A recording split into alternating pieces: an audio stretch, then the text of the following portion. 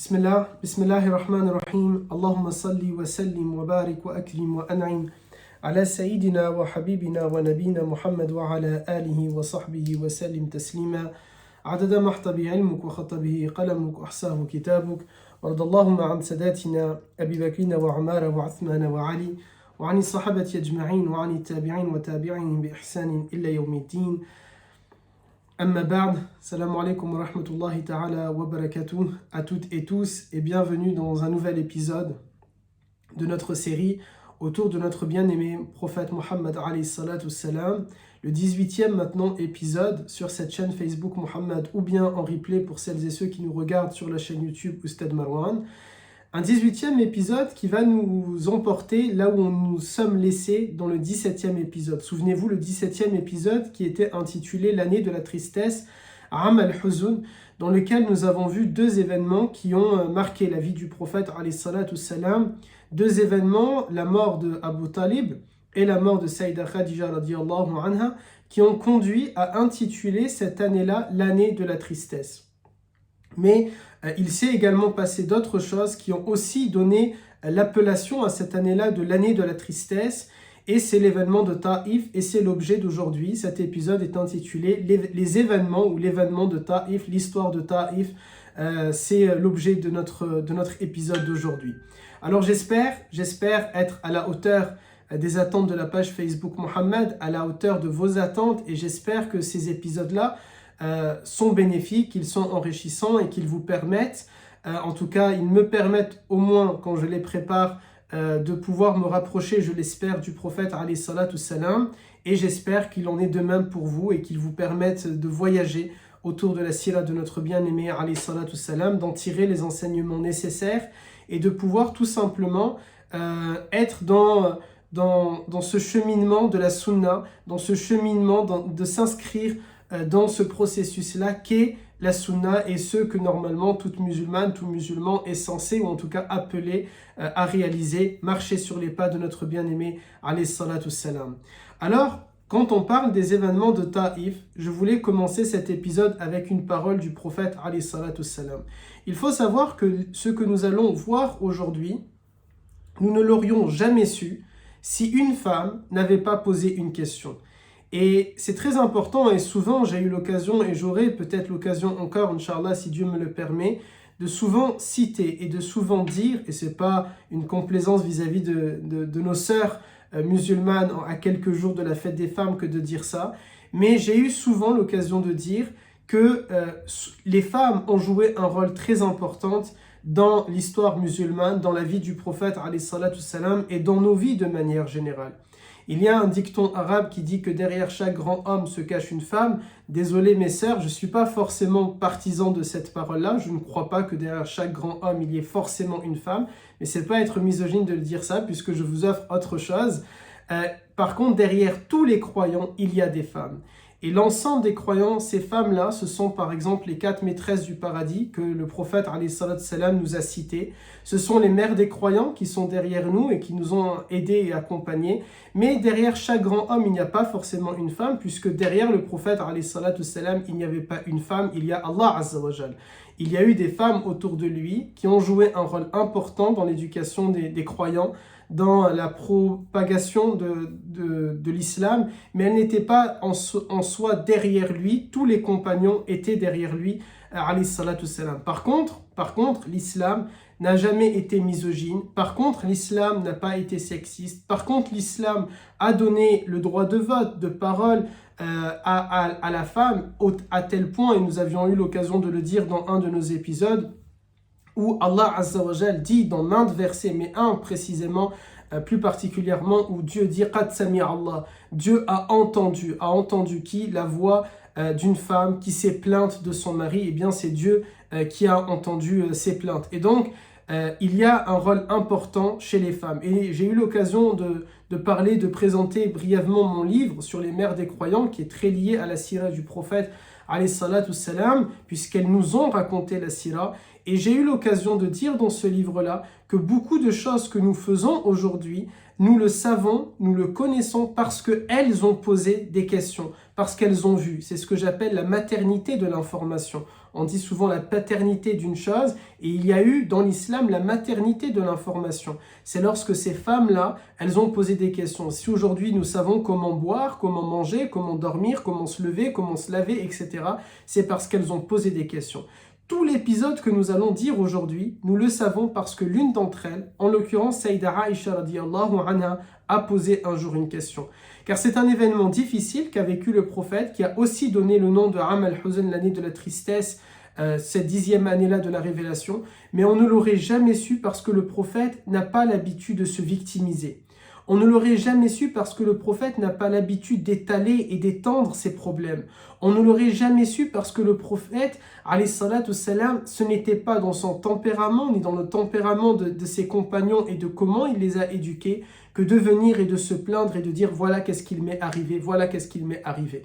Mais on l'a su parce qu'il ne ment pas et parce que tout simplement l'une de ses épouses, Saïda Aïcha radiyallahu anha, lui pose un jour, bien après cet événement-là, que nous allons étudier, des années plus tard, elle lui demande, elle lui dit « Ya Rasulallah, ô messager de Dieu, quel est le jour le plus difficile de ta vie ?» Eh bien, c'est le jour que nous allons vivre ensemble, que nous allons découvrir quel a été le jour le plus difficile du prophète. Et il répond à notre mère en lui disant « Ce fut le jour le plus difficile de ma vie, quand le jour de Aqaba, ils ont agi avec moi d'une manière que j'aurais aimé différente. Je me suis retrouvé dans un état comme de deuil et de tristesse. » Et c'est ainsi que nous démarrons cet épisode-là, ce jour-là, qui a fait ressentir au prophète alayhi salatu salam un deuil et une tristesse. Quel est-il? Ce n'est ni la mort de Abu Talib que nous avons laissé la semaine dernière, ni celle de Khadija que nous avons laissé la semaine dernière, mais ce sont les événements de Taïf, qui en réalité c'est un abus de langage que de dire ce jour-là, le jour de Taïf, car en réalité c'est toute une semaine qui a été difficile, mais quand le prophète dit le jour de Aqaba, c'est vraiment un jour dans cette semaine-là où il s'est passé quelque chose de tragique en tout cas, et qui l'a marqué. Alors, ce jour-là, le prophète, alayhi salam, qu'est-ce qui se passe? Nous sommes à peu près à 20 jours après le décès de Abu Talib et de Khadija. Donc, nous sommes à une semaine de l'épisode, mais dans la vraie vie, dans la vraie histoire, il y a 20 jours qui ont séparé le prophète, alayhi salam, des événements de Taïf. Souvenons-nous, il perd deux piliers. Un pilier dans la communauté non musulmane, à savoir son oncle Abu Talib, qui était un protecteur et à travers lequel Quraysh n'ose pas s'en prendre au prophète parce qu'il y a Abu Talib. Il est le leader, il est le chef. Par respect pour Abu Talib, par crainte de Abu Talib, par peur de Abu Talib, on ne s'en prend pas au prophète alayhi salatu salam. De l'autre côté, il perd son plus grand soutien dans la communauté musulmane, à savoir son épouse Khadija radiyallahu anha. Les deux meurt à cause de 3 ans, c'est l'épisode avant le 16e épisode, ils décèdent parce que leur corps est irrémédiablement marqué par 3 ans de boycott, 3 ans de souffrance, 3 ans durant lesquels ils n'ont pas mangé à leur faim, ils n'ont pas dormi au chaud, ils ne se sont pas hydratés comme ils l'auraient aimé, comme ils l'auraient souhaité, et ça a été difficile sur le plan psychique et sur le plan tout simplement humain. C'était quelque chose de très difficile. Et ça a marqué ces deux personnages-là, ces deux personnes-là qui étaient quand même un peu âgées. Saïda Khadija radiyallahu anha qui avait 65 ans, ce n'est pas rien. Vivre 3 ans de boycott entre l'âge de 61-62 jusqu'à 65 ans, ça marque irrémédiablement un corps et ça a mené à leur décès. Et puis il y a cette période, pendant 20 jours, plus personne ou très peu de personnes entendent parler le prophète. Le prophète alayhi salam ne s'exprime pas publiquement. Certains ont dit, à tort, ils ont pensé, mais il est toujours en train de vivre son deuil. En réalité, il ne vivait pas son deuil. Le prophète ne prend pas la parole publiquement parce qu'il sait à cet instant-là précis qu'il perd 2 soutiens importants. Et spécialement Abu Talib, qui à travers lui, c'est bien sûr quand je dis grâce, mais il est utilisé par Allah Azza wa Jal, il n'est qu'une cause, il n'est qu'un sabab, eh bien Abu Talib n'est plus là et le prophète alayhi salam se fait entre guillemets, je dis bien entre guillemets, discret. Parce qu'il sait qu'à tout moment, Quraysh peut se saisir de lui, peut l'harceler, le battre, peut-être même le torturer, le tuer, parce que son protecteur, à ce moment-là, Abu Talib, n'est plus là. Bien sûr, ce que Quraysh ne sait pas, c'est que Abu Talib n'est qu'un instrument. Le protecteur, the protector, c'est Allah Azza wa Jal, bien évidemment. Mais le prophète, alayhi salam, le sent aussi de cette manière-là. Et donc, il ne prend pas la parole publiquement, il se fait discret. Et il cherche une solution. Après 10 ans de calvaire, après 10 ans de choses horribles qui se passent à Quraysh, après 10 ans de torture envers la communauté musulmane, après l'assassinat, le meurtre de Soumaïa et de Yassir, après que des musulmans ont été obligés de fuir vers l'Abyssinie, après tous ces événements-là, après toutes ces choses-là, le prophète alayhi salam n'avait jamais pris la décision de quitter Mecca et de partir vivre ailleurs. Il a résisté, il a tenu. Mais après la mort de son oncle et de son épouse, dans cette période trouble, dans cette période de flou, où on est à 2 doigts de la guerre civile entre les musulmans et les non-musulmans, il se dit, il me faut trouver une solution. Et donc il réfléchit et il se dit, je vais partir vers Taïf. Taïf, c'est une ville qui se situe à environ 2 jours de Mecca. Le prophète alayhi salam décide de partir à Taïf pour trouver une solution, c'est-à-dire tout simplement leur faire da'wa et se dire, bismillah, s'ils sont ouverts au message de la ilaha illallah, alors nous allons trouver un nouveau foyer, une nouvelle maison.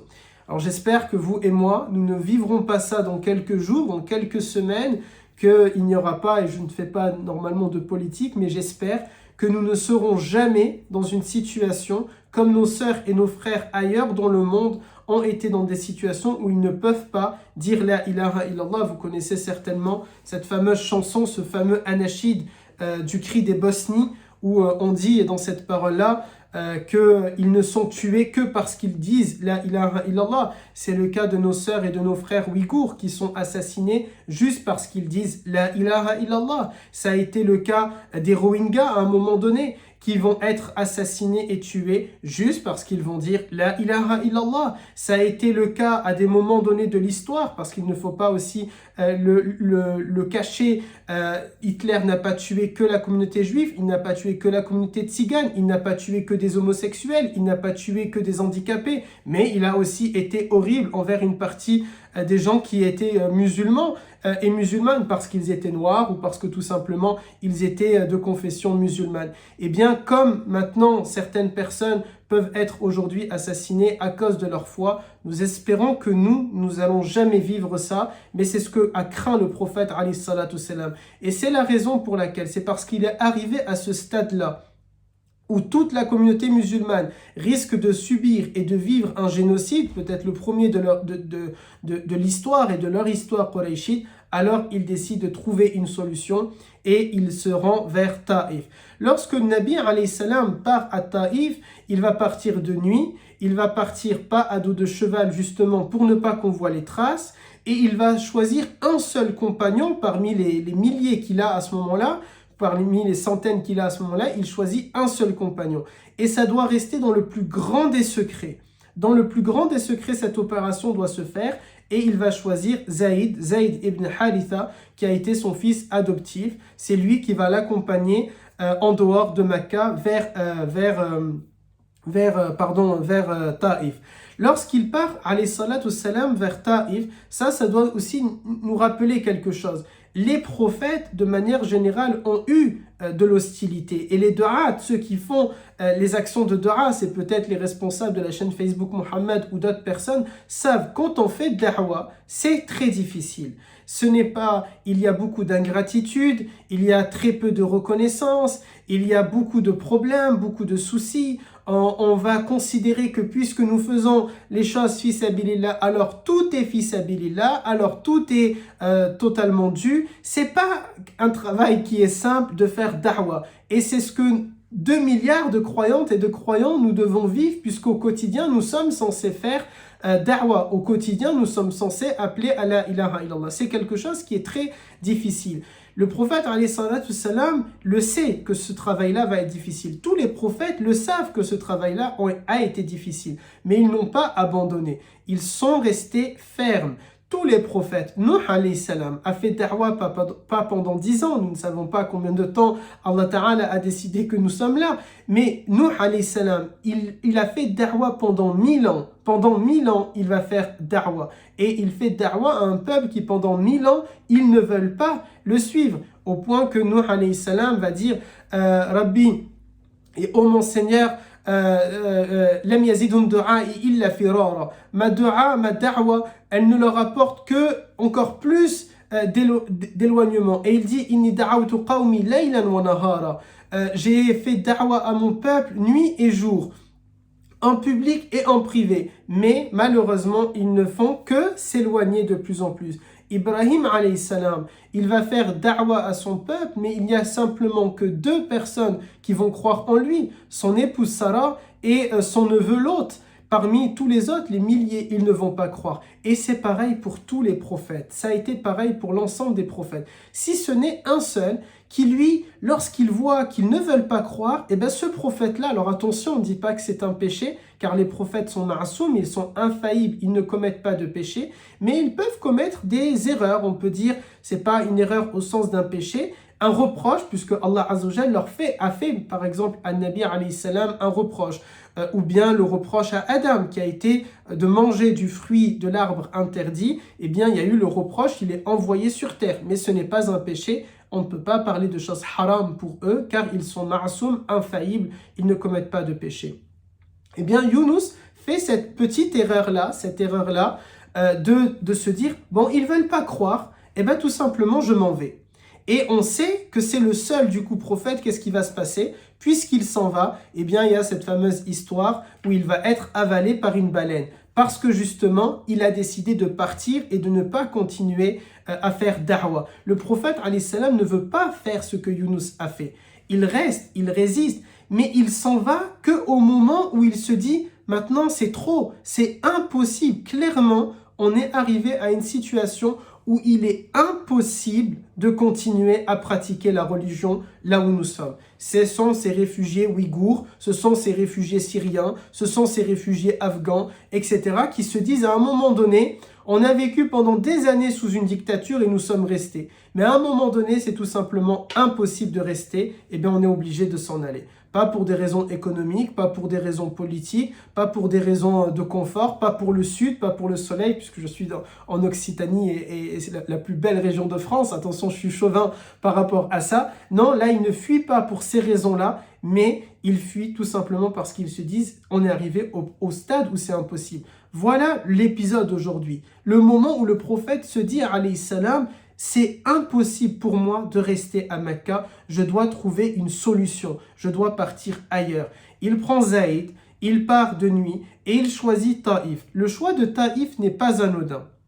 Le choix de Taïf n'est vraiment pas anodin parce que Taïf et Mecca, ce sont des cités qui se ressemblent à peu près. Elles sont de taille similaire, leurs populations sont très amies les unes des autres. C'est un peu, si vous voulez, pour vous donner, mais c'est vraiment caricaturé de le dire de cette façon-là, c'est une société orientale avec une société orientale, ou bien une société occidentale avec une société occidentale, etc., etc. Il choisit une ville similaire, et d'autant qu'il y a des échanges commerciaux et des échanges de mariage, il y a des échanges amicaux qui se font entre les habitants de Taïf et les habitants de Mecca. C'est comme finalement, si vous voulez, il part dans une autre ville, mais en même temps, il a choisi une contrée, un endroit, un pays où il va garder des liens et un contact avec Mecca. Il n'a pas choisi de totalement s'en aller de Mecca. Il doit partir parce que sa vie est en danger et celle de ses élèves, de ses compagnons est en danger, mais il choisit une société avec laquelle il gardera in fine un lien et un contact avec Mecca. C'est une jolie leçon ici qui est attirée. Et nous savons pourquoi. Parce que notre bien-aimé, alayhi salam, Mecca lui était trop chère, Mecca lui était trop importante. Et on verra lorsqu'il y aura l'hégire vers Médine, le prophète ne cessait de tourner la tête pour chercher où est Mecca, jusqu'au point où Allah Azza wa Jal ordonne le changement de Qibla, puisque jusqu'à maintenant, nous sommes à la 10e année de la révélation, les musulmans prient en direction de la Palestine. Mais le prophète, qu'est-ce qu'il fait? En général, il y a la Kaaba qui est posée ici, lui il prie là et la Palestine est vers vous. Et donc c'est comme s'il prie vers Mecca et en même temps vers Jérusalem. Mais lorsqu'il doit partir à Médine, ce n'est plus la même direction, il est de l'autre côté. Médine se trouve de l'autre côté. Et il tourne la tête dans tous les sens jusqu'à qu'il y a ce magnifique verset où Allah Azza wa Jal lui dit « Nous t'avons vu en train de tourner ta tête, ton regard, chercher du regard à droite, à gauche, de partout. Eh bien maintenant, tournez vos visages vers Mecca, vers la Kaaba, vers cette cité sacrée. » Eh bien là, le prophète, il sait exactement ce qu'il fait. Il va à Taïf, il choisit Taïf parce que Taïf a un lien avec Mecca et il ne veut pas totalement tourner le dos à Mecca. Pour lui, Mecca est quelque chose, c'est sa ville, c'est sa terre, c'est sa patrie. Et nous savons dans notre religion à quel point la patrie est importante. Nous disons « Hubb al-Watan min al-Iman », l'amour de la patrie fait partie de la foi, sans tomber bien sûr dans le nationalisme, dans le tribalisme ou dans la mauvaise jalousie, vous voyez, sans tomber dans ce genre de choses-là. Mais c'est normal d'être amoureux de sa terre et de ses racines, ça c'est quelque chose qui est acceptable. Lorsqu'il arrive à Taïf, et j'ai dit que c'était des villes comparables à tel point que le Coran, par exemple, lorsque le Coran va citer les paroles d'un chef de Quraysh, en l'occurrence Al-Walid ibn al-Mughira, il dit cet homme-là, lorsque le prophète lui dit « Je suis un messager de Dieu, je suis un prophète », le Coran nous cite sa parole où il dit « Pourquoi parmi tous les hommes des deux villes, on t'a choisi toi? Pourquoi Dieu t'a choisi toi parmi les deux cités ?» Et les deux cités ici, c'est Mecca et Taïf parce qu'elles sont très similaires. Et il y a c'est un peu comme si l'une se confond dans l'autre, l'une ressemble à l'autre, c'est vraiment les mêmes villes finalement, c'est dans ce sens-là. Lorsque le prophète arrive à ce moment-là à Taïf, il va entamer, on a dit, toutes les précautions nécessaires. Et ici, la parenthèse à faire, c'est quoi? C'est exactement ça le tawakkul. At-tawakkul, le fait d'avoir confiance en Allah Azza wa Jal, ce n'est pas dire « Bon, j'ai confiance en Allah et je vais faire ». Le prophète, alayhi salam, n'a pas fait cela. Pour aller à Taïf, il va partir de nuit, il choisit une seule personne avec qui il va voyager. Cette personne-là doit garder le secret. Il va effacer les traces. Toutes ces choses-là, nous les reverrons 3 ans après. Lorsqu'il va vouloir partir vers Al-Madine, Al-Munawwara, il va faire exactement pareil. Il prend toutes les précautions et c'est après qu'il dit « Tawakkal ala Allah ». Maintenant, je place ma confiance en Allah Azza wa Jal. Le tawakkul, c'est de faire, d'agir, d'entreprendre, de mesurer les choses, de prévoir, de prendre toutes les précautions, tous les sabab. Ensuite, je dis « Atawakkal ala Allah ». C'est ça. C'est ce que je dis ici à mes garçons, à Montpellier. Je leur dis « Tu veux avoir confiance en Allah Azza wa Jal dans un examen, tu vas te tuer au travail, tu vas réviser comme un dingue, tu vas tout préparer, tu vas chercher la bonne méthode, tu vas faire tout ça. Puis le jour de l'examen, tu vas être sérieux, tu vas dormir bien avant, tu vas bien manger, tu vas essayer d'être concentré, tu vas prendre toutes les précautions. Et puis ensuite, tu remplis la copie. Et au moment de rendre la copie, maintenant, tu as confiance en Allah Azza wa Jal et maintenant tu acceptes la décision de Allah Azza wa Jal. Celui qui note, c'est Allah Ta'ala. S'il y a une bonne note, c'est Allah Azza wa Jal qui a le mérite. Mais s'il y a une mauvaise note, c'est ta faute à toi. Et s'il n'y a pas une bonne note, c'est tout simplement la décision de Allah Azza wa Jal pour toi. Et tu vas l'accepter. C'est ça, at-tawakkal ala Allah. C'est ça d'avoir confiance en Allah Azza wa Jal. C'est de tout entreprendre et ensuite de poser le dossier entre les mains de Dieu et d'accepter la décision qu'il a prise pour nous. Tout simplement. C'est par exemple, lorsqu'il y avait eu la période de Covid, nous avons fait attention, nous faisons en sorte de ne pas tomber malade, sauf pour celles et ceux qui ont souhaité attraper la maladie. En tout cas, ceux qui ne voulaient pas, ils prennent toutes les précautions et ensuite ils posent le dossier entre les mains d'Allah Azza wa Jal et c'est Dieu qui décide est-ce que oui ou non il y a la maladie. Et c'est dans ce sens-là que le destin va arriver. Attention à ne pas dire, mais de toute manière, si il doit m'arriver quelque chose, ça m'arrivera. Non.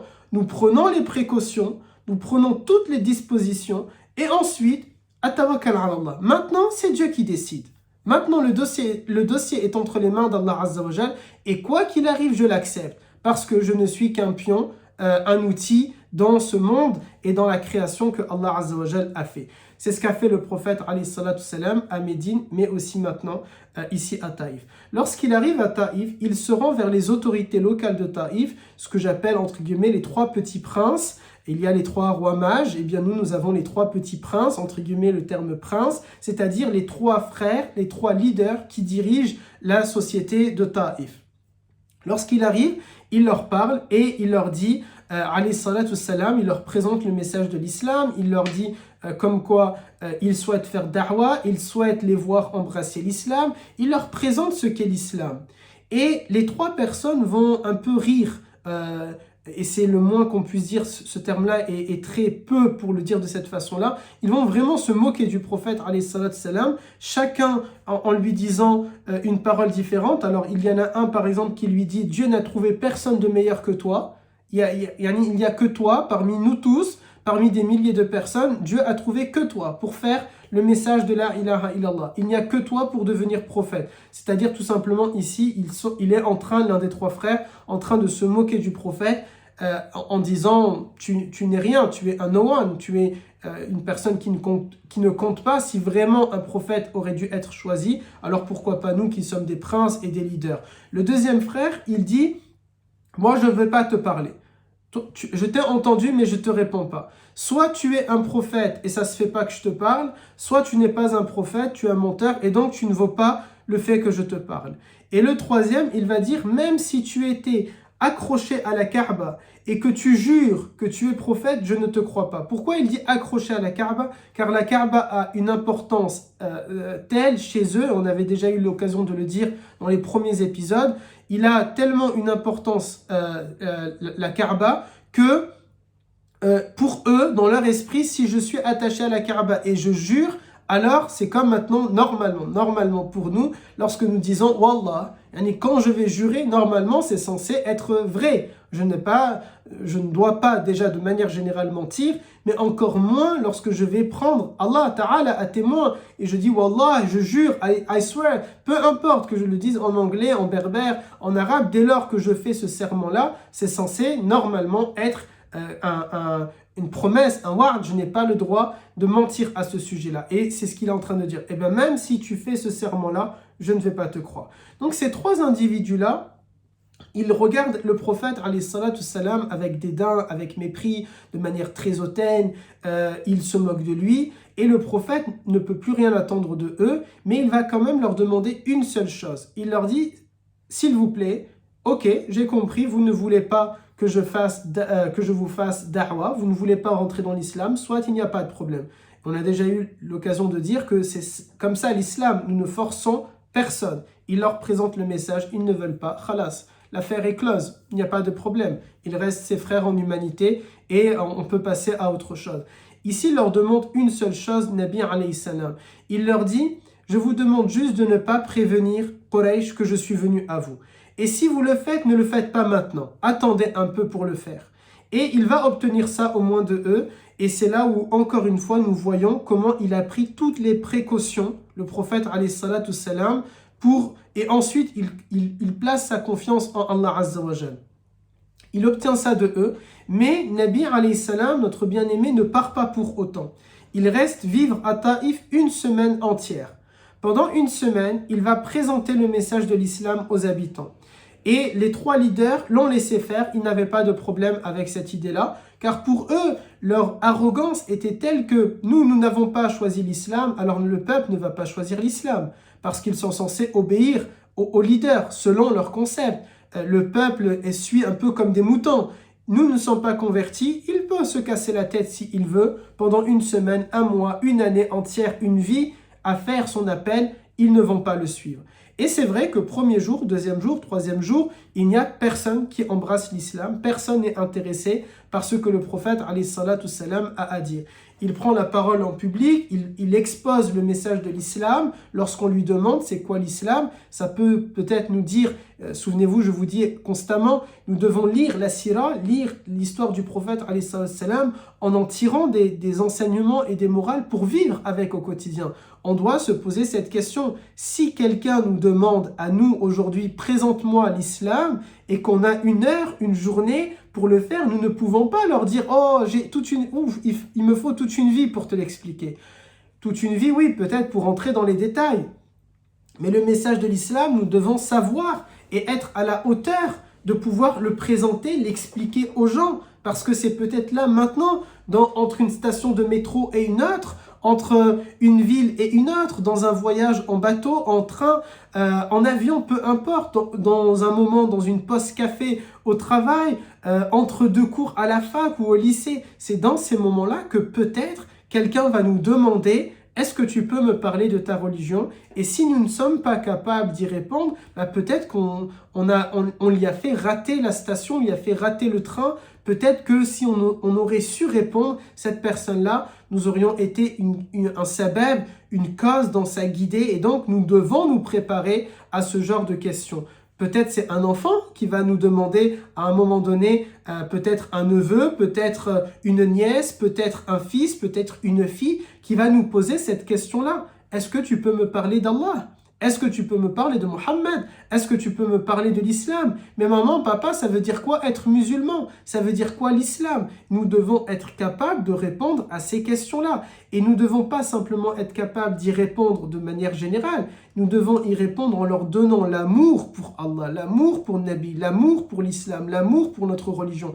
Parce que peut-être, quand ils posent cette question-là, que ce soit nos proches ou des étrangers, ils ont besoin de découvrir cette beauté qu'est la ilaha illallah, cette beauté qu'est l'islam, cette beauté, j'allais dire, qu'est Allah Azza wa Jal. En effet, puisque Dieu est Jamil, parmi ses différents attributs et ses différents noms, il est beau, il est le très beau, le plus beau, et il aime la beauté. Et donc, il nous faut nous préparer. C'est aussi comme ça, c'est ça qui est important, de comprendre la vie du prophète alayhi salatu wassalam, mais en l'appliquant dans notre vie. Ne pas juste se dire: ah oui, c'est vrai, le prophète avait fait cela à Taïf, ah oui, c'est vrai, je me rappelle de ça. Non, il nous faut absolument tirer un enseignement et des moralités. C'est de cette manière-là que nous allons le faire vivre, que nous allons continuer de le faire vivre. Certes, son cœur, à l'intérieur de son corps, ne bat plus, mais lorsque moi et vous, vous et moi, nous sommes en train de faire vivre sa mémoire, alors son cœur bat à l'intérieur de chacun d'entre nous, et c'est ça qui est important. Nous devons continuer de faire vivre le prophète alayhi salatu wassalam à l'intérieur de chacune et de chacun d'entre nous.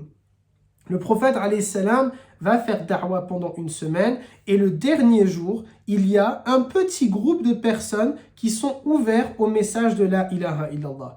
Et ils décident d'embrasser l'islam, de se convertir, mais là, les trois chefs ne sont plus d'accord. Et c'est là où on voit finalement, ils ne l'ont pas laissé faire parce qu'ils ont un état d'esprit ouvert, contrairement aux musulmans, mais ils l'ont laissé faire parce que pour eux, ça va être du ridicule. À la fin, ils vont pouvoir lui dire: c'est bon, t'as fini, tu as vu que personne ne s'est converti, allez, let's go home, rentre à la maison, parce que dans tous les cas, personne ne t'a suivi. Mais lorsqu'ils voient qu'un petit groupe de gens sont ouverts à l'islam et veulent se convertir, là, ils ne sont pas contents et ils vont menacer ces groupes de personnes-là. S'ils restent dans l'islam, eh bien, ils vont être torturés et ils les poussent à l'exil, à s'enfuir. Quant au prophète alayhi salatu wassalam, eh bien, ils vont lever tout un groupe de personnes et notamment des enfants. Alors les enfants, on ne peut pas leur en vouloir, ils sont enfants, ils sont innocents et ils ne font que ce que leurs parents ou leurs responsables leur demandent de faire. Donc quand je dis ça, attention, je ne vise pas ces enfants-là, mais je vise les leaders qu'il y avait derrière ces enfants-là, les maîtres et les parents qu'il y avait derrière ces enfants-là. Ils leur demandent de prendre des pierres et de jeter des pierres sur le prophète alayhi salatu wassalam. Zayd ibn Haritha, souvenez-vous, il est le seul à accompagner le prophète dans cette semaine-là, dans ce voyage-là. Il va tenter tant bien que mal d'être un bouclier pour protéger le prophète, mais un corps ne suffit pas quand des centaines de personnes jettent des projectiles sur le prophète alayhi salatu wassalam. Ils vont faire saigner notre bien-aimé au tendon, à la tête, et ça pendant 5 kilomètres. Pendant 5 kilomètres, imaginez-vous, c'est une ruelle, il ne s'agit pas d'un grand espace. Pendant 5 kilomètres, le prophète alayhi salatu wassalam va avoir ces coups de pierre qui vont le faire saigner au tendon, à la tête. Zayd qui essaye de protéger son bien-aimé, qui essaye de protéger son prophète, alayhi salatu salam, eh bien, il n'arrive pas à tout faire. Et le prophète, alayhi salatu salam, donc, qui subit ces projectiles-là. On a peut-être déjà vu des films ou ce genre de choses où on voit ce genre de scène. Et c'est assez marquant. Même pour quelqu'un qu'on n'aime pas, même pour un ennemi, on se dit, mince, là, le coup, il peut faire mal. Il ne s'agit pas de petits cailloux, il s'agit de pierres qui sont en train d'être jetés sur le meilleur des hommes, le prophète Mohammed alayhi salatu salam. Le prophète avance, bien sûr, il ne marche pas, il ne dit pas je tends le deuxième joug, non, il ne peut pas non plus s'en prendre aux enfants, il sait qu'ils sont innocents, combien même ils auraient été des adultes en train de faire, il ne peut pas s'en prendre à toute une ville, il ne peut pas s'en prendre à toute une tribu, il est seul, et là il ne dit pas « Ya Allah, descends-moi des anges pour m'aider », non, il sait que c'est ça le job, c'est ça le travail, il doit fuir, prendre des précautions, prendre une action, puis placer sa confiance en Allah Azza wa Jal. Et il décide donc bien sûr de s'enfuir, de courir avec Zaïd, et jusqu'à un moment donné où il va trouver un jardin dans lequel il va rentrer. Il se pose dans ce jardin-là, et là le prophète alayhi salatu salam, il dit de lui-même, et ce sont ces termes, il dit « falam ash'ur ». Falam ash'ur, c'est-à-dire le prophète alayhi salam, il nous dit « j'étais dans un état de choc ». Un choc, pas émotionnel, mais il y a un terme, un choc post-traumatique. Il ne comprend pas ce qui lui arrive. Il n'a pas saisi ce qui était en train de se passer là. Il se fait insulter, jeter des pierres, ricaner. Pendant tout ce moment-là, il ne comprend pas, vous savez, il n'a pas mal, mais il n'a pas mal pas parce que sa peau est en béton, il n'a pas mal pas parce qu'il n'a pas de cœur à l'intérieur de lui-même, il n'a pas mal pas parce qu'il ne serait pas humain, non, il est humain comme vous, comme moi, il peut saigner, c'est du sang qui a coulé, il a le même sang que nous, il a un groupe sanguin, Allahu a'lam lequel, mais il a un groupe sanguin, il a un ADN, il a une empreinte génétique, il a des organes, il a des cellules, des globules rouges, des globules blancs, il est humain, il est tout simplement humain, le prophète alayhi salatu salam, et donc un coup de pierre reste un coup de pierre, et un coup de pierre ça peut ouvrir une personne, et bien ça a même ouvert le prophète alayhi salatu salam, son sang a coulé sur lui, et pas qu'un peu, pas une petite égratignure, non, il a coulé, et c'est ça qui lui a fait ce choc-là, il ne comprend pas ce qui vient de se passer là. Imaginez, pendant 10 ans, il a fait da'wa à Mecca. Nous avons eu l'occasion dans les 17 épisodes précédents de parler de tout ce qui s'est passé. Pendant 10 ans, on ne l'a jamais torturé comme maintenant. Pendant 10 ans, on n'a jamais fait couler son sang comme maintenant. Pendant 10 ans, on ne l'a jamais insulté autant qu'il s'est fait insulter pendant ces quelques minutes ou quelques heures. Pendant 10 ans, il n'a jamais subi que toute une communauté, tout un peuple se soulève, se ricane de lui et veulent clairement soit le torturer ou le mener à sa mort. Il ne comprend pas ce qui est en train de se passer à cet instant-là. Et c'est pour ça qu'il dit « Falam ash'ur ». Je n'ai rien compris à ce qui est en train de m'arriver. Et donc oui, il n'a pas mal sur le moment, mais c'est pas parce qu'il est solide, il n'a pas mal parce qu'il est ailleurs. Et ça, c'est vraiment le choc émotionnel par excellence. C'est la quintessence d'un choc, c'est de ne même pas comprendre qu'est-ce qui nous arrive. Et nous savons aujourd'hui de manière rationnelle et humaine et scientifique que c'est ce qui peut se passer. Lorsque je peux, par exemple, perdre un bras à cause d'un accident, je ne comprends pas qu'il vient de m'arriver ça. C'est lorsque la pression descend et que je regarde, que je vais prendre conscience de qu'est-ce qui vient de se passer et que là, la douleur se réveille. Mais la douleur, elle y était, c'est simplement, j'étais dans un état d'inconscience et donc je n'avais pas conscience de ce qui était en train de m'arriver. C'est exactement ce qui s'est passé pour le meilleur des hommes, pour le prophète, alayhi salatu salam. Lorsque cela arrive au prophète, alayhi salam, nous avons dit, il rentre dans un jardin. Ce jardin, il appartient à des personnes qui vivent à Mecca, mais qui ont une résidence secondaire à Taïf. Regardez encore là le lien entre Taïf et Mecca. Et il se pose dans une palmeraie en dessous d'un arbre, en dessous d'un palmier. Il se pose là avec Zaïd. Et c'est là où il commence à comprendre toute la scène, à se refaire le film et à comprendre qu'est-ce qui vient de se passer. Il est resté sur place pendant une semaine. Dès la minute où des personnes se sont converties à l'islam, tout a basculé. Et c'est pour ça aussi que les choses se sont trop précipitées pour lui et qu'il n'a pas saisi ce qui était en train de se passer. À ce moment-là, le prophète, alayhi salatu salam, il va faire une invocation. Alors, si vous me permettez, je voulais vous la mettre en langue arabe d'abord et ensuite je vous la traduis. Le prophète, imaginez la scène et c'est vraiment j'allais dire de vous faire le film, mais vraiment de vous faire la scène.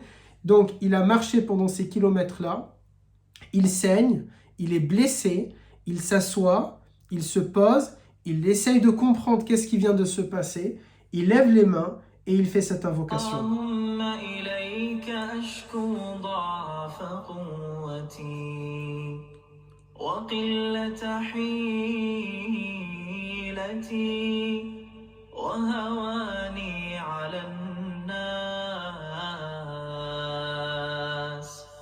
يا رب المستضعفين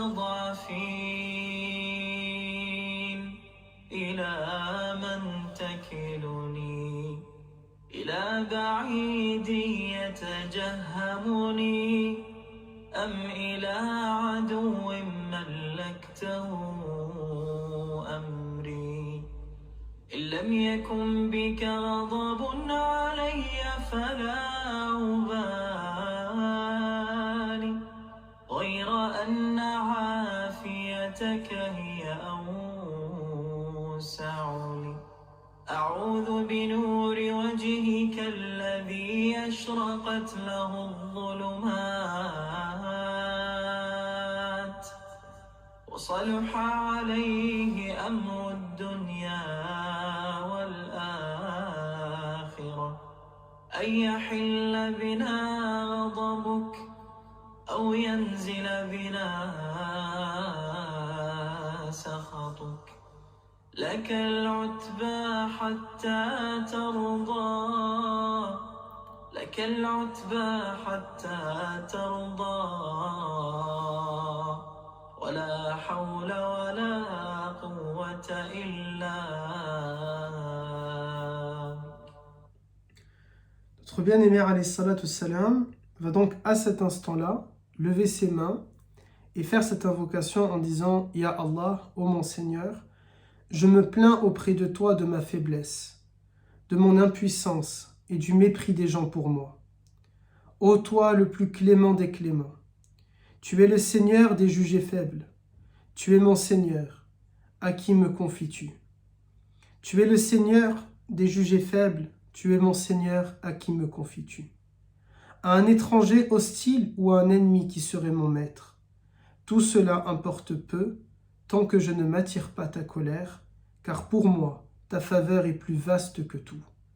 Je cherche refuge auprès de la lumière de ton visage, par laquelle les ténèbres brillent et par laquelle les affaires de ce monde et celles de l'au-delà marchent bien. Contre toute décharge de ta colère sur moi. C'est toi que l'on doit satisfaire jusqu'à ce que tu sois satisfait. Il n'y a de force ni de puissance en dehors de toi. Cette invocation, elle est très connue. Cette dua est très connue. Il ne s'agit pas du Coran, même si c'est récité avec aussi joliment et aussi avec une aussi belle mélodie. Ce n'est pas le Coran, ce sont les mots et la parole du prophète alayhi salatu salam. Dans un moment où il vient de subir ça, il vient d'être dans un état de choc et il fait cette invocation-là à travers laquelle nous pouvons tirer beaucoup d'enseignements. Ce que pense ici le prophète est à plusieurs reprises dans cette invocation. Je vous invite à la réécouter en français ou en arabe sur le replay ici de la page Facebook Mohammed ou bien sur la chaîne YouTube. Que dit le prophète à plusieurs reprises? Il se soucie d'une chose. Est-ce que, ya Allah, tu es en colère contre moi? Et ça nous donne un big enseignement, un énorme enseignement. Et sincèrement, je le dis ici sans vouloir juger qui que ce soit, sans vouloir être moralisateur, et vraiment avec la plus grande des sincérités. Nous devons, vous et moi, à chaque fois qu'un malheur nous touche, à chaque fois qu'une épreuve nous touche, à chaque fois qu'un souci nous touche, à chaque fois que quelque chose ne nous plaît pas, à chaque fois que quelque chose nous perturbe, à chaque fois que tout simplement nous disons « mais qu'est-ce qui m'arrive ?» Nous devons nous poser cette question. Est-ce une épreuve ou est-ce un châtiment? C'est la question que se pose le prophète alayhi salatu wassalam. Il vient de subir le jour le plus pénible de sa vie, l'événement le plus dur de sa vie. Il ne dit pas c'est la mort de mon oncle Abu Talib que je considère comme un père. Il ne dit pas c'est la perte de Khadija qu'il a aimé et tant aimé. Il ne dit pas c'est la mort de Zaynab bint Khuzayma, une deuxième de ses épouses. Non, il dit la chose la plus difficile dans ma vie que j'ai eu à affronter, ce n'est ni telle bataille ni telle bataille. Ce n'est ni quand j'ai fait da'wa et que j'ai trouvé personne m'écouter. Ce n'est pas quand j'ai perdu mes compagnons. Ce n'est pas quand... Non, ça a été ce jour-là et cet événement-là, le jour de Aqaba, ce qui vient de se passer là. Mais ce jour-là, il se pose cette question-là, alors même qu'il est le meilleur des hommes, alors même qu'il est la créature la plus parfaite, alors même qu'il est le plus aimé d'Allah Azza wa Jal, alors même qu'il est ma'soum et infaillible, alors même qu'il est promis au paradis, au plus haut niveau du paradis, alors même que Maqam al-Mahmoud, le plus haut des degrés du paradis, lui est réservé, alors même qu'il a le droit de passer derrière Sidrat al-Muntaha, la limite de la lotus dans le paradis, il y a un autre paradis, un autre monde où seul le prophète alayhi salam peut y entrer, alors même qu'il y a tout ça, alors même qu'il est khayru khalqillah, alors même que Dieu lui dit innaka la'ala khuluqin adim, tu as la plus belle des moralités, le plus beau des comportements, alors même qu'il est choisi pour être prophète, alors même qu'il reçoit la révélation d'Allah Azza wa Jal, alors même qu'il peut voir des anges, alors même tout ça, il se pose une question dans cette invocation-là. Ya Allah, est-ce que ce que je viens de vivre là, c'est une punition? Est-ce que tu es en colère contre moi, Seigneur? C'est voilà qu'est-ce qui perturbe le prophète alayhi salatu salam. Il veut savoir, est-ce que Allah Ta'ala est en colère ou pas contre lui? Alhamdulillah, nous savons que non, Allah Azza wa Jal n'est pas en colère contre son prophète. Qu'a-t-il fait? Il n'a rien fait. Il s'agit ici d'une épreuve. Et ce que je veux dire, sans être moralisateur, c'est que voilà les questions que nous devons nous poser. Lorsqu'un malheur m'arrive, je dois me poser cette question. Est-ce que je l'ai mérité ou est-ce que je ne l'ai pas mérité? Si je l'ai mérité, comment en vouloir à Allah Azza wa Jal? Si je ne l'ai pas mérité, comment aussi en vouloir à Allah Azza wa Jal? Alors qu'il s'agit là d'une épreuve. Que demande le prophète ensuite, alayhi salatu salam? Il dit, je me plains à toi, Seigneur. Oui, nous avons le droit de nous plaindre. Il n'y a pas de problème. J'ai le droit de me plaindre. Mais à qui je me plains? À Allah Azza wa Jal. Et je ne lui dis pas pourquoi. Le prophète ne dit pas pourquoi, ya Allah, tu m'as fait ceci. Le prophète ne dit pas pourquoi, ya Allah, j'ai subi cela. Non. Il se plaint et il demande la facilité à Dieu. Nous avons le droit de trouver qu'une épreuve est trop difficile. Nous avons le droit de trouver que quelque chose est trop pénible. Nous avons le droit. Et si nous le pensons, nous devons nous en remettre à Allah Azza wa Jal, pas aux gens, à Allah Azza wa Jal. Nous devons nous tourner vers notre Seigneur et lui dire cette invocation. Seigneur, je me plains à toi. Seigneur, je trouve la chose difficile. Seigneur, ya Allah, je trouve cela pénible. Et on demande à Allah Ta'ala de nous aider. Omar ibn al-Khattab disait à un moment donné, Ya Allah, je ne te demande pas de m'enlever mes épreuves, mais je te demande d'avoir les épaules pour pouvoir porter cette épreuve-là. Et nous savons que c'est un ordre de Dieu et un décret de Dieu. La yukallifu Allahu nafsan illa wus'aha. C'est une promesse d'Allah Azza wa Jal. Nous n'avons rien que nous ne pouvons pas supporter lorsqu'il s'agit d'une épreuve. Une punition, c'est autre chose. Le principe même de la punition, c'est de nous punir pour nous faire comprendre. Je ne parle pas du coup de la punition, mais je parle ici d'une épreuve. S'il s'agit d'une épreuve d'Allah Azza wa Jal, si je n'ai rien fait, mais c'est une épreuve, je vais l'accepter. Mais en l'acceptant, je dois me rassurer en me disant, la promesse d'Allah Azza wa Jal, c'est de me dire, dans les derniers versets de Surat Al-Baqarah, La yukallifu Allahu nafsan illa wus'aha. Dieu ne nous donne pas une épreuve si je ne suis pas capable de la supporter. Voilà la promesse d'Allah Azza wa Jal. Et ça, c'est quelque chose qui est important pour nous. Je peux, si j'ai cette épreuve-là, c'est que je suis capable de la surmonter. C'est que je suis capable d'y arriver. Le prophète, alayhi salatu salam, se plaint aussi de sa faiblesse. Il reconnaît qu'il est faible, mais que Allah Ta'ala est puissant. Nous disons, Allahu al-Ghani wa nihna al-Fuqara, nous sommes nous les pauvres, mais lui, il est riche. Nous sommes, nous, les du'afa, les faibles, mais il est al-qawi, il est le puissant. Le prophète, alayhi salatu salam, fait cela. Et finalement, la dua de manière générale, mais peut-être la plus grande des du'as, celle-là, elle montre quelque chose. Lorsque le prophète nous dit, alayhi salatu salam, afdalu ibada ad-du'a, la plus belle des adorations que vous pouvez faire, c'est d'invoquer. Parce que voilà un exemple d'invocation. Lorsque j'invoque Allah Ta'ala, je le glorifie, je le loue et je reconnais mon impuissance devant sa grandeur. Je reconnais ma pauvreté devant sa richesse. Je reconnais mon désespoir devant le fait que lui, il est celui qui peut me donner de l'espoir. Je me tourne vers Allah. إِذَا سَأَلْتَ فَاسْأَلِ اللَّهِ. Si tu demandes, demande à Allah. وَإِذَا اسْتَعَنْتَ فَاسْتَعِنْ بِاللَّهِ. Nous cherchons le secours et la victoire que auprès d'Allah Azza wa Jal. Et ensuite, comment Dieu répond? Bien sûr, nous ne croyons pas que Dieu va descendre et nous aider.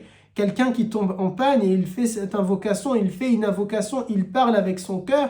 Allah Ta'ala, astaghfirullah, il ne va pas descendre pour l'aider. Allah Ta'ala va utiliser les croyantes et les croyants pour venir en aide.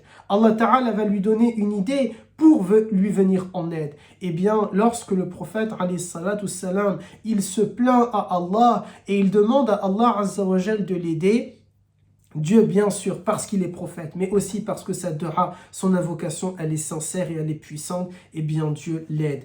Comment Allah Azza wa Jal va l'aider? On va le voir dans un instant, mais juste avant, parmi les autres enseignements à tirer de cette invocation. Le prophète dit « La hawla wa la quwwata illa bik ». Cette parole-là, les savants musulmans nous ont dit, c'est l'un des trésors, l'une des clés du paradis.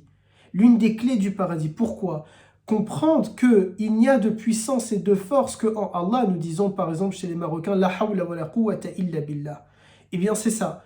Simplement ici le prophète dit bik parce qu'il s'adresse directement à Allah Azza wa Jal. La hawla wa la quwwata illa bik. Il n'y a de force et de puissance qu'en toi. Pourquoi c'est l'une des clés du paradis? Parce que tout simplement, si je la dis avec cette sincérité et avec cette conscience d'esprit que oui, réellement, je ne suis rien sans mon Seigneur, je ne peux rien sans mon Seigneur, je n'y arriverai pas sans mon Seigneur, alors je suis sur les pas. Je ne dis pas qu'une fois que nous l'avons dit, nous entrons au paradis, seul Dieu le sait, mais en tout cas, je suis sur un chemin qui clairement, visiblement mène au paradis. Est-ce que les portes s'ouvriront ou pas? Allahu A'lam. Est-ce que les portes ou pas nous laisseront rentrer au paradis? Allahu A'lam. Seul Dieu sait lesquels parmi nous bénéficieront de sa miséricorde pour y entrer. Nous l'espérons, nous le souhaitons. Et si nous le souhaitons et nous l'espérons, nous devons utiliser des chemins qui nous y mènent, ou en tout cas aux portes. Ensuite, est-ce que les portes s'ouvriront ou pas? Allahu A'lam. L'un des chemins qui mène à l'une des portes du paradis, eh bien, c'est de vivre avec cette réalité-là. La hawla wa la quwwata illa billah. Il n'y a de force et de puissance qu'en Allah Azza wa Jal. Descartes dit, et j'ai eu l'occasion de dire à plusieurs reprises ce philosophe-là, il dit « je pense donc je suis ». Eh bien, dans l'islam, nous disons « je suis un croyant donc je fais dua ». Je suis un croyant, donc j'invoque Allah Azza wa Jal. Donc je me tourne vers Allah Ta'ala. Je me plains à Allah Azza wa Jal. Je me confie à Allah Azza wa Jal. Ça ne veut pas dire que de manière générale, je le fais avec personne d'autre. On ne dit pas cela. Mais on dit, vous devez aussi le faire avec Allah Azza wa Jal. Je ne dis pas l'inverse. Je ne dis pas rien d'autre. Nous devons surtout... Nous pouvons le faire parfois parce que nous avons besoin d'entendre la voix de quelqu'un ou sentir les bras d'une autre personne.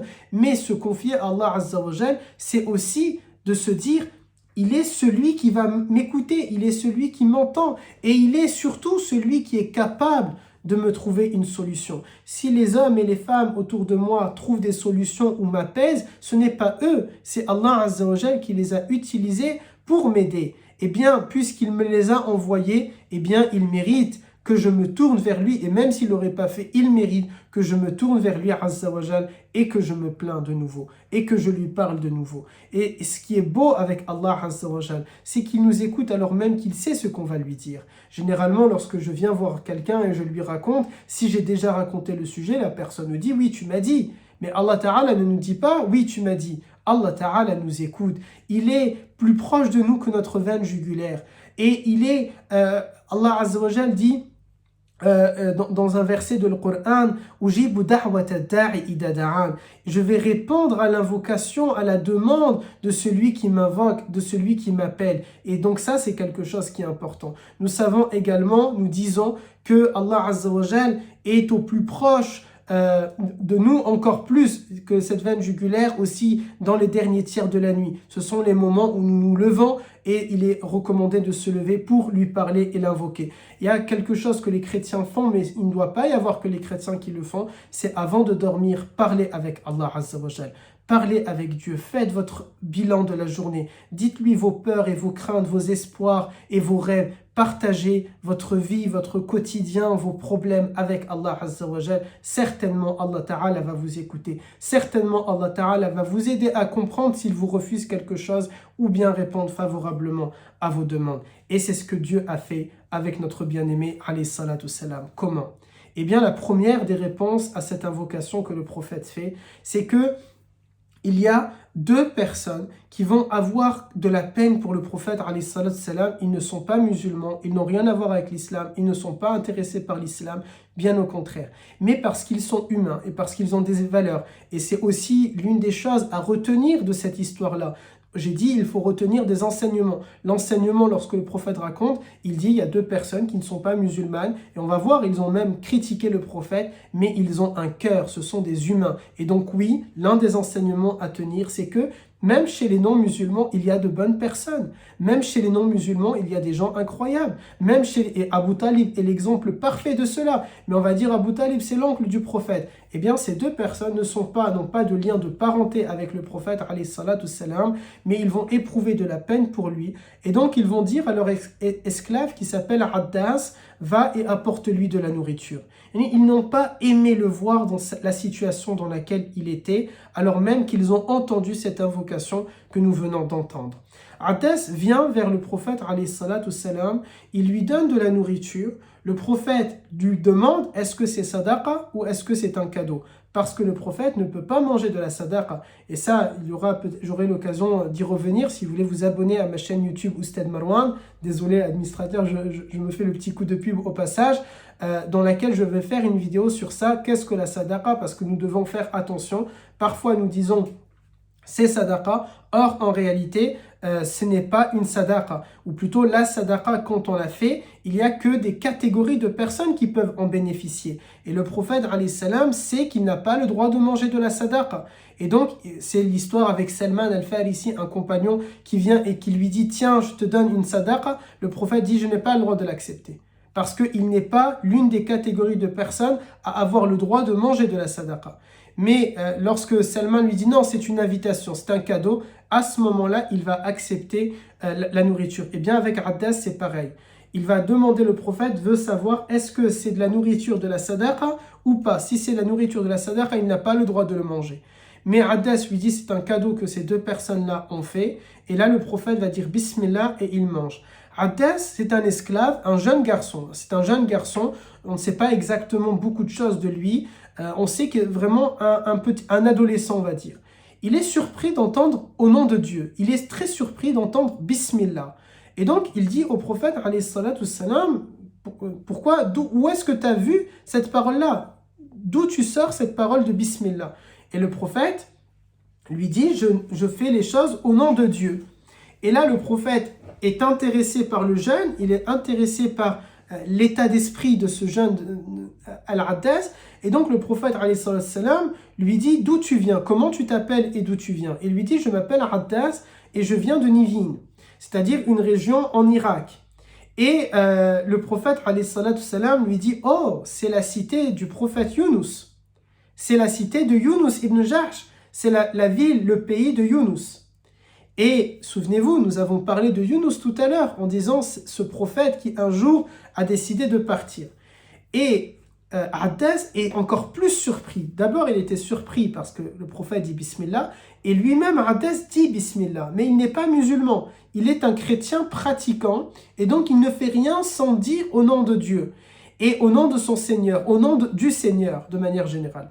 Et première surprise. Deuxième surprise, il voit que le prophète connaît Yunus, qui est Jonas, un des prophètes de la Bible, un des prophètes de l'Évangile. Et donc Addas est encore plus surpris, lui dit, tu connais Yunus? C'est-à-dire pour lui c'est incroyable, comment tu connais Yunus? Les gens autour de moi ne sont pas chrétiens ils n'ont pas la Bible, ils ne lisent pas. Ce n'est pas à ce moment-là la Bible, plutôt c'est une erreur de dire ça, l'évangile. Ils n'ont pas l'évangile. Comment c'est possible que tu connais Yunus alayhi salam? Et le prophète lui dit, mais c'est mon frère. C'est mon frère et je suis un prophète, il est un prophète, c'est mon frère. Et là, directement, Addas croit dans le message du prophète, alayhi salatu salam. Il se jette sur les pieds du prophète, il embrasse les pieds du prophète, alayhi salatu salam, et il reconnaît la prophétie de Nabi, alayhi salam. Il devient, Addas, un compagnon, et donc, masha'Allah pour lui, il est promis au paradis. Quand je préparais ce cours, je me disais, subhanallah, est-ce que, c'est vrai, je m'étais dit, quand on rêve, est-ce qu'on va être au paradis si je vois le prophète? Parfois je me dis, oh, je vais courir, me mettre le prendre dans mes bras. Mais subhanallah, c'est là où on se rend compte qu'ils sont largement meilleurs que nous, ces hommes-là, parce que la première chose qu'il fait, c'est qu'il embrasse les pieds du prophète. Et c'est un signe de soumission à la fois, et d'amour et de soumission. Et on a beaucoup de choses à apprendre sur le comportement à avoir avec lui. Du coup, peut-être ça sera mieux d'observer les compagnons, comment ils ont fait et comment ils font avec lui, pour ne pas faire d'erreur dans le protocole, si bien sûr il y avait un protocole, parce qu'en réalité, il n'y a pas de protocole avec le prophète, alayhi salatu salam. Chacun était très différent avec lui et il aimait ça et il donnait le sentiment à chacun de ses élèves, à chacun de ses compagnons qu'il est son préféré et qu'il est le meilleur, et chacun se sentait être son préféré. Il disait, certains compagnons, nous sentions, ils peuvent presque jurer, c'est moi le préféré de Nabi alayhi salam. Alors, le prophète fait ça avec Addas, et puis Addas ensuite s'en va retourner auprès de ses deux maîtres, donc parce que lui c'est un esclave, et ils l'ont observé de loin, les deux, parce qu'ils sont curieux, ils étaient peinés du prophète alayhi salam. Et ils vont dire, pourquoi tu lui as embrassé les pieds? Addas, il dit, je n'ai jamais vu d'homme aussi bon que lui. Je n'ai jamais vu d'homme aussi incroyable, aussi meilleur que lui. C'est le meilleur des hommes. Et les deux disent,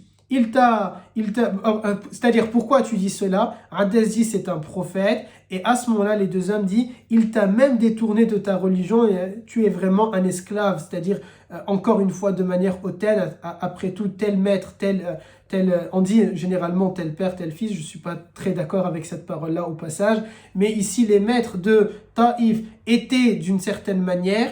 Et bien là, les membres de Taïf sont de la même manière. Ils pensent comme leur leader, comme leur prince. Et ils sont en train de dire à Addas, tu n'es qu'un faible d'esprit et il t'a ensorcelé ou il t'a arnaqué. Ta religion à toi, la chrétienté, elle est meilleure que ce à quoi cet homme-là est en train d'appeler, alors même qu'ils n'ont pas vraiment prêté oreille au message du prophète, alayhi salatu salam. Lorsque cela va se passer, pour la petite histoire, à la bataille de Badr, donc des années après, exactement, pour ne pas dire de bêtises, 5 ans plus tard, les deux maîtres de Addas vont forcer Addas à partir combattre contre le prophète, mais Addas ne va pas le faire et on a perdu des traces ensuite de Addas. On ne sait pas qu'est-ce qu'il est devenu. A-t-il été assassiné par ses maîtres? S'est-il enfui? Allahu a'lam, mais il reste un compagnon puisqu'il reconnaît la prophétie du prophète, même si ensuite il n'a pas suivi le bien-aimé alayhi salam. Puis, une fois que Addas s'en va, le prophète alayhi salatu salam est assis et il est en train de parler avec Zayd ibn Haritha, son fils adoptif. Et là, il se rend compte, et vous avez peut-être toutes et tous vécu ce passage-là, où nous sommes dans un moment ensoleillé, et d'un coup nous sentons une ombre arriver. Nous voyons qu'il y a l'ombre. Et instinctivement, qu'est-ce que nous faisons? Nous regardons vers le ciel, en train de se dire, oula, il y a un gros nuage, est-ce que c'est en train de se couvrir, ou bien c'est juste un petit nuage qui passe et qui va cacher le soleil? En l'occurrence, tout l'horizon a été caché par quelque chose que seul le prophète alayhi salam voit à ce moment-là. Zayd ne se rend compte de rien et c'est Sayyidina Jibril alayhi salam qui est là. Sayyidina Jibril qui est l'archange, ce qu'on appelle l'archange Gabriel, le Saint-Esprit aussi, il est Ruh al-Qudus, il est le Saint-Esprit. Eh bien, Jibril alayhi salam arrive et il va dire « Assalamu alayka ya Rasulallah » que le salut et la paix de Dieu soient sur toi, ô messager de Dieu. Et il dit à Nabi, à notre bien-aimé, je suis accompagné de Malek al-Jabal, je suis accompagné de l'ange chargé des montagnes. L'ange, vous savez que tous les anges ont des spécificités. Nous avons un ange pour les catastrophes naturelles, un ange pour la mort, un ange pour la fin des temps, des anges qui sont là pour porter le trône d'Allah Azza wa Jal, des anges qui montent nos invocations, des anges qui écrivent nos bonnes actions et d'autres qui écrivent les mauvaises actions, des anges qui disent Amin lorsque nous faisons des invocations, des anges qui disent Wa alaykum salam lorsque certains ne nous ont pas dit Wa alaykum salam, des anges qui sont aux portes des mosquées ou aux portes des lieux de savoir et qui inscrivent le nom de toutes celles et tous ceux qui viennent apprendre, des anges qui veillent sur nous au quotidien, des anges gardiens, des anges, il y a énormément d'anges, mais c'est pas l'objet de ce cours-là, j'aurais pu continuer énormément, des milliards et des milliards et des milliards et des milliards d'anges, mais il y a un ange, l'ange en charge des montagnes, qui s'occupe des montagnes. Jibril dit au prophète, alayhi salatu salam, je suis accompagné de l'ange chargé des montagnes, il a un message pour toi, il a quelque chose pour toi. Et cet ange-là va saluer le prophète, alayhi salatu salam, et il va dire au prophète, Qul ma shi'ta, dis ce que tu veux et nous allons le faire. Si tu veux, ya Muhammad, si tu veux, ya Rasulallah, les Taïf est situé au milieu de deux big montagnes. Si tu me donnes l'ordre, je vais prendre ces deux montagnes, je vais les serrer l'une contre l'autre et je vais détruire Taïf à cause de ce qu'ils t'ont fait. Parce que nous t'avons vu depuis en haut, nous t'avons vu dans cet état-là, nous ne l'acceptons pas. Demande-nous ce que tu veux, nous allons le faire pour toi. C'est-à-dire ici, l'invocation de tout à l'heure, Allah Azza wa Jal répond au prophète de deux manières. En lui envoyant un être humain qui va croire dans son message, Abdas, et en lui envoyant des anges qui sont là. Un soutien physique, matériel, j'allais dire, humain, concret, et un autre qui est aussi concret bien sûr, mais un peu plus spirituel, du monde de l'invisible, un soutien dans le monde visible et un soutien dans le monde de l'ghaïb, dans le monde de l'invisible. Cet ange-là pose cette question-là au prophète. Alors quand il dit ça, ce n'est pas la volonté d'Allah Azza wa Jal. Si Dieu veut, la chose, elle est faite et c'est tout. Dieu ne prend pas conseil auprès des prophètes. Dieu ne prend pas conseil auprès des hommes. C'est simplement, Allah Ta'ala envoie un ange pour demander à son bien-aimé, à son prophète, qu'est-ce que tu veux ? Et si tu veux quelque chose, nous allons t'exaucer. C'est quand le prophète, alayhi salatu salam, à la fin des temps, s'approche du trône d'Allah Azza wa Jal et qu'il se prosternera et que Dieu lui demande de se relever car le temps de l'adoration est fini et maintenant c'est le temps d'exaucer ses invocations et ses demandes et il demandera l'intercession à Shafa'a pour les musulmans. Alors l'ange dit ça au prophète, mais le prophète va lui dire un peu comme surprise, c'est-à-dire vraiment le prophète presque il sursaute. Non, surtout ne fais pas ça. Presque tais-toi, ne dis pas ça. Ce n'est pas ce que je demande. S'ils n'ont pas cru, ils n'ont pas cru. La seule chose que je demande, puisque vous êtes là, la seule chose que je demande, c'est que si ce n'est pas eux, Inch'Allah, que ce soit leurs enfants qui se convertissent à l'islam. Tant pis, regardez encore une fois, comme pour les chefs, comme pour plusieurs épisodes que nous avons passés et plusieurs autres, bi'idnillah, que nous ferons ensemble. Le prophète n'a forcé personne. Il n'a même pas demandé à Allah Azza wa Jal, ne leur donne pas le choix, convertis-les à l'islam. Non, il demande, si ce n'est pas eux, Inch'Allah, que ce soit leurs enfants qui se convertissent à l'islam. C'est ça notre bien-aimé, alayhi salatu salam. Le prophète ensuite, bien sûr, cette dua-là a été exaucée. Taïf se convertira à l'islam peu de temps après Badr, peu de temps après la bataille de Badr. On verra cet épisode-là dans quelques temps, Inch'Allah. Le prophète, alayhi salatu salam, maintenant, il sait qu'il doit quitter la ville. Concrètement, il n'y a plus rien à attendre de eux. Peut-être la future génération se convertira à l'islam. Il sort de Taïf avec Zayd ibn Haritha. Abdas, compagnon, reste bien sûr sur place. Il est un esclave auprès de ses maîtres. Et il s'en va. Lorsqu'il s'en va, il sort de la ville, des faubourgs de la ville, et il campe à cet endroit-là, puisqu'il sait qu'il ne peut plus dormir dans Taïf. C'est clairement une ville avec un haut taux d'insécurité pour lui, et dangereux pour lui. Et donc il va camper aux alentours de la ville, certainement parce qu'au moment où Jibril était venu, c'était proche du soir et le prophète ne peut pas prendre le chemin la nuit, c'est pas comme maintenant, il n'y a pas de voiture, il n'y a pas de flash. Et là encore, on voit, le prophète reste un humain, il ne fait pas appel à Dieu, il ne fait pas appel à une magie. Non, il est humain, c'est la nuit, écoute, tout simplement, je dois camper et je vais attendre le jour pour pouvoir m'en aller. Et le matin, avant la prière de l'Fajr, notre bien-aimé alayhi salatu salam se lève pour faire une prière. Là encore, si vous vous abonnez à la chaîne YouTube, j'aurai l'occasion de faire une vidéo sur la prière de Tahajjud, mais j'ai déjà eu l'occasion d'en parler un peu, cette prière incroyable qu'est la prière de Tahajjud qui se fait avant la prière obligatoire d'Al-Fajr. Tahajjud n'est pas obligatoire, mais c'est presque obligatoire. C'est-à-dire que certains savants, notamment l'imam Shafi'i rahimahullah, certains disent qu'il ne répond pas à la question de ses élèves si jamais ses élèves ne se lèvent pas faire Tahajjud. Tahajjud, c'est le secret, c'est le miracle morning de la vie. Tahajjud, c'est vraiment le secret des croyantes et des croyants pour réussir sa vie. Tahajjud, c'est la clé pour que Allah Ta'ala réponde favorablement à nos demandes. Tahajjud, c'est ce qui nous donne une force, une énergie, mais incroyable. Tahajjud, c'est ce qui te permet d'être heureux dans ta vie, ce qui te permet de voir les choses du bon côté. Tahajjud, c'est ce qui te permet de te sentir en paix avec Allah Ta'ala. Tahajjud, c'est ce qui te donne un engouement pour ta religion. Tahajjud, il y a énormément de choses à dire sur Tahajjud. Tahajjud qui est une prière donc qui a lieu le matin. Et le prophète, alayhi salatu salam, il ne fait pas juste Tahajjud avec, par exemple, Surat Yasin, ça ne dure pas quelques minutes. Pour lui, ça dure minimum 2 heures. Alors nous, bien sûr, c'est un cheminement. On peut démarrer avec quelques minutes, avec quelques rak'a. On peut démarrer juste avec une invocation. Et ensuite, avec le temps, bi'idnillah, on a toute une vie pour cheminer vers Allah Azza wa Jal. Quel que soit ce nombre d'années, peu importe, l'essentiel c'est que nous sommes en train de nous améliorer. Si nous vivons 20 ans, au moins pendant 20 ans s'améliorer. Si nous vivons 100 ans, au moins pendant 100 ans s'améliorer. Et que Dieu, surtout, puisse, Allah Azza wa Jal, accepter nos efforts et notre cheminement et considérer que nous avons avancé à un rythme qui était correct parce que peut-être on avance tout doucement et qu'en réalité, il fallait faire plus vite que ça. Lorsque le Nabi alayhi salam se lève et qu'il fait Tahajjud, il va donc faire lire le Coran à voix haute. Et lorsqu'il lit le Coran à voix haute, dans la prière, il va se passer un miracle. Puisque les hommes n'ont pas voulu écouter le prophète alayhi salatu salam, eh bien Allah Azza wa Jal va lui envoyer d'autres personnes qui vont l'écouter. Je sais, désolé, nous avons un peu tardé aujourd'hui, mais on arrive proche de la fin de notre épisode. Il fait cette invocation-là et il y a des versets là aussi, comme pour l'invocation, je tenais à vous les faire entendre, si vous me le permettez, en langue arabe. Le prophète, alayhi salatu salam, reçoit ces versets-là, que je vais vous faire partager.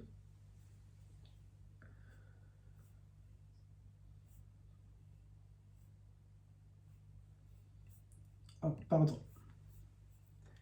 Il écoute, il reçoit ces versets-là. وإذ صرفنا إليك نفرا من الجن يستمعون القرآن فلما حضروه قالوا أنصتوا فلما قضي ولوا إلى قومهم منذرين قالوا يا قومنا إنا سمعنا كتابا أنزل من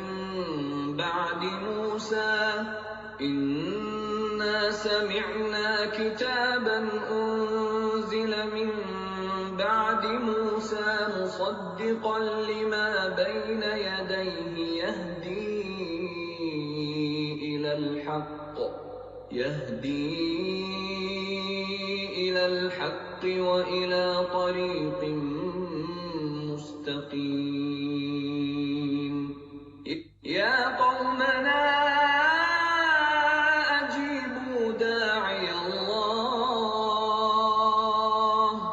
أجيبوا داعي الله وآمنوا به يغفر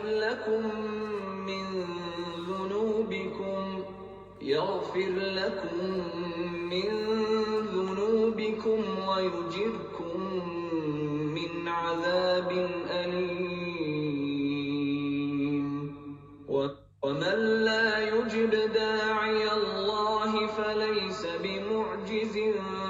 في الأرض وليس له من دونه أولياء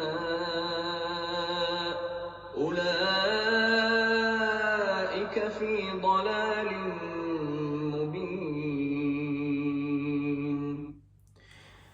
Pendant que le prophète alayhi salatu salam fait donc cette prière-là, que le prophète alayhi salatu salam est en train de faire la prière de Tahajjud en pleine nuit, il reçoit ces versets-là. Il s'agit des versets 29 à 33 de la sourate Al-Ahqaf, où Allah Azza wa Jal lui dit à ce moment-là, c'est-à-dire que Dieu révèle ces versets-là pour lui faire rappeler que ce soir-là, un groupe de djinns, un groupe d'esprits de djinns ont vu le prophète alayhi salatu salam en prière, en train de réciter le Coran, et ça leur a plu. Et ici, avant de vous donner la traduction de ces versets-là, il nous faut comme ça remettre un peu les pendules à l'heure. Ce sont les hommes qui ont fait du mal au prophète alayhi salatu salam. À aucun moment donné, en 23 ans de prophétie, en des centaines et centaines d'années où les compagnons ont fait da'wa après le prophète, ou pendant la vie du prophète alayhi salatu salam, nous n'avons aucun passage où nous entendons, où nous avons vu que les esprits, que les djinns ont fait du tort aux humains ou au prophète alayhi salatu salam. Ce sont les hommes qui ont fait du mal au prophète alayhi salatu salam. Et qui a entendu le message alors que les gens de Taïf ne l'ont pas entendu, alors que les gens de Taïf n'ont pas voulu embrasser l'islam? Qui a entendu le message? Eh bien, ce sont les djinns. Et Dieu dit, Azza wa Jal, dans le Coran, dans les versets 29 à 33, il dit: souviens-toi de ce groupe de djinns que nous dirigeâmes vers toi pour entendre réciter le Coran, et qui, une fois en ta présence, dirent: soyons attentifs. Et quand la lecture fut achevée, ils s'en retournèrent auprès des leurs pour les avertir. C'est-à-dire ici, Allah Ta'ala a guidé un groupe de djinns vers le prophète alayhi salatu salam. Ils l'ont vu prier, ils l'ont vu entendre réciter le Coran, ça leur a fait quelque chose dans leur cœur, et ils sont retournés auprès de leur peuple pour leur raconter quoi? Pour leur dire: ô notre peuple, dirent-ils, nous venons d'entendre un livre révélé après Moussa, qui confirme les écritures anciennes, mène tout droit à la vérité et conduit à la voie de la rectitude. Ce groupe de djinns-là était un groupe du peuple d'Israël, mais chez la communauté des djinns. C'est-à-dire, parce qu'on aura peut-être l'occasion un jour d'y revenir, les djinns, à l'intérieur de la communauté des djinns, il y a des musulmans et des non-musulmans. En l'occurrence, ici, il n'y avait pas encore de musulmans chez les djinns. Et le prophète, alayhi salatu salam, a été envoyé, wa ma arsalnaka illa rahmatan lil alamin. Nous t'avons envoyé en vérité pour être une miséricorde pour le monde entier, toute l'humanité, parce qu'on le traduit parfois par l'humanité, mais c'est plutôt plus joli de dire pour l'ensemble des mondes, monde avec un M majuscule.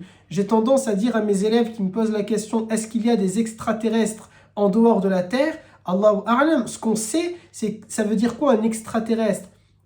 Ça veut dire quelqu'un qui ne vit pas sur Terre. En ce sens, les djinns sont des extraterrestres. Les anges sont des extraterrestres. Simplement, ils ne ressemblent pas à E.T. qu'on a l'habitude de se représenter, ou ils ne ressemblent pas, vous savez, au petit bonhomme de CTLM. Peut-être un petit coup de pub au passage pour eux. Mais ça, c'est l'imaginaire que nous, on se donne en fait d'un extraterrestre, un petit vert avec un doigt, avec un rond. Non, en réalité, un extraterrestre, scientifiquement parlant, comme nous le disons, c'est quelqu'un qui ne vit pas sur Terre. En ce sens, les créatures qu'il y a au paradis, ceux qui vont nous servir au paradis, ou bien les houris du paradis, les djinns, les anges, en ce sens, ce sont des extraterrestres. Ils ne vivent pas sur Terre. Mais j'ai tendance à leur dire, si vraiment il y avait une vie en dehors de cela que nous connaissons, dans une autre planète, alors il y a là-bas des musulmans. Alors il y a là-bas, et soyez-en sûrs, je ne dis pas qu'il y a une vie sur Mars ou ailleurs, Allahu a'lam, mais s'il y a une vie ailleurs, alors certains d'entre eux sont musulmans, voire la totalité musulmane. Pourquoi? Parce que Dieu dit: wa ma arsalnaka illa rahmatan lil alamin. Le prophète alayhi salatu salam a été envoyé pour toute l'humanité, pour tous les mondes entiers.